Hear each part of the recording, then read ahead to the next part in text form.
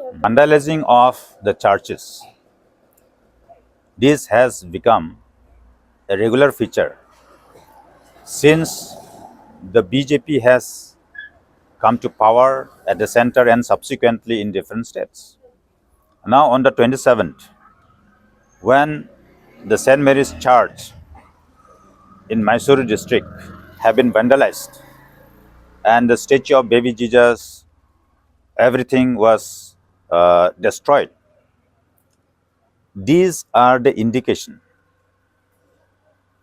and we have been seeing it on regular basis in different parts of the country. Wherever BJP rule states are there, this kind of vandalizing of churches, attack on church elders, religious leaders are being found. These are basically the indication that BJP has got their hidden agenda and they are trying to fulfill it. That's it.